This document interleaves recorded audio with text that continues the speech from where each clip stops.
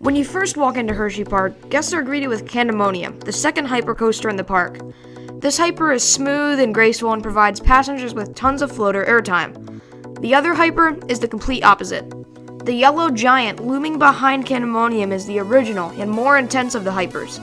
This is my full review of the most controversial roller coaster, Skyrush.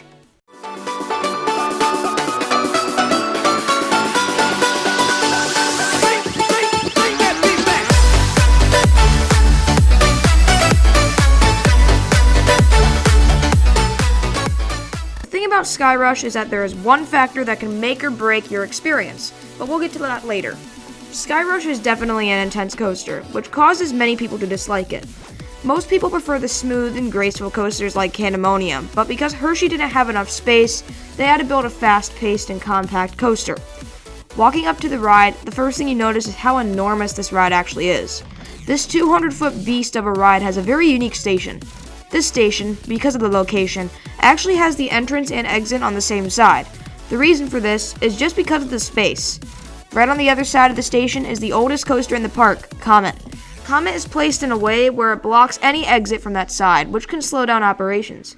Even with the slower operations, the ops are still fantastic. It only takes about 1 minute to dispatch a train. Then comes the part that can make or break your experience, the restraints. People have always had a problem with these restraints, and I can understand why. The restraints will come down during the ride, which can cause some pain near the ending. I personally have never had an issue with the restraints. The restraints do come down, but they aren't as painful for me, and the ride experience makes up for it. When boarding the train, you may notice that there are two different styles of seating here. In the middle of the train, there are the normal seats. These seats aren't as intense, which causes the ride to be a bit more comfortable with the restraints. The winged seats on the outside of the train are more intense, which in turn causes the restraints to come down a little more. If it's your first time riding, I recommend the middle seats so you know what you are getting yourself into.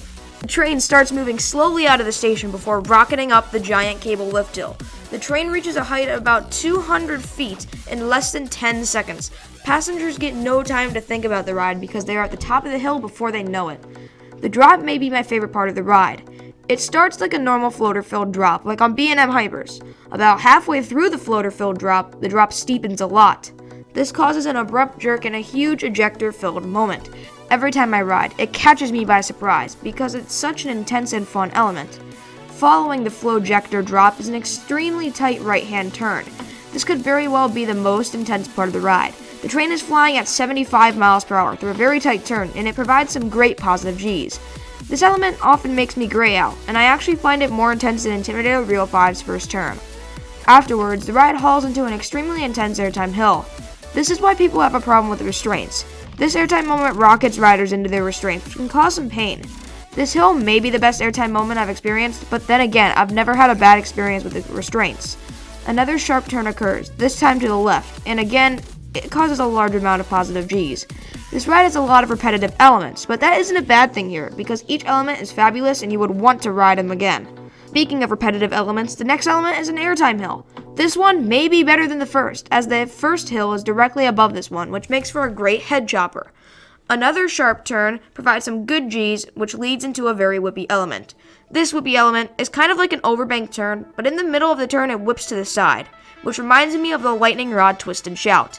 This causes for a lateral G-filled moment that is one of the best on the ride. Yet another bend leads into the finale of the ride. A twisted airtime hill occurs afterwards, whipping the rider in an exciting steel vengeance-like element with side-to-side airtime. The finale is two airtime hills back to back. If you feel any pain during the ride, this is where it'll be the most. This part of the ride is after all of the turns, so the restraints will be down a little more. With that said, this part of the ride is still so much fun, and you can feel your stomach twisting with every pop of negative G. This ride has a phenomenal layout and is one of the best in the world, even if it is a bit short. Let's jump into the categories. These categories will determine a final score for the ride, and also determine what the ride is best and worst at. Our first category is airtime. Skyrush will be receiving a 10 out of 10. The airtime on Skyrush is out of control, and is one of the only coasters that made me hold on.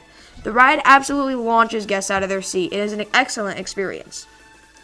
The second category is intensity. Again, a 10 out of 10. Skyrush is a ride that focuses on intensity and speed, and it does that well. This ride is very relentless, and each turn provides incredible force and positive Gs. Also, there are a few moments with some lateral Gs, and that is always a nice touch. Next up is transitions. Skyrush will be receiving an 8 out of 10. Overall, Skyrush has great pacing in transitions, but the second half is lacking a bit. The second half slows down a lot, especially during those turns. But what Skyrush does have is perfect. That lateral overbank is great, and the twisted airtime hill is a phenomenal element.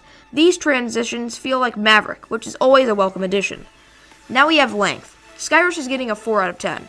Skyrush is not a lengthy coaster by any means, 30-second at most, but it doesn't need that. What a Skyrush has is epic, and is one of the best coaster experiences. It would still be nice if it had a little more, though. Finally, we have restraints. Skyrush is giving a 5 out of 10. Now, personally, I haven't had a problem with the restraints, but I know some people have, which is why it's a 5. These lap bars can come down a bit, but I still think the restraints are perfectly fine and don't affect the experience a whole lot. So what do I think on Skyrush? I think that the ride is deserving of my top 5. The ride provides some incredible intensity. Each element is forceful, and I actually find it to be more intense than Intimidator 305. The airtime is also fantastic, with each moment providing some of the best ejector airtime in the world. But some people have issues with the restraints coming down. But even with that, this ride is still great. I think that it is definitely the number 1 ride at Hersheypark. If you enjoyed this video, make sure to leave a like and subscribe. Comment below what you think about Skyrush, and have a great rest of your day.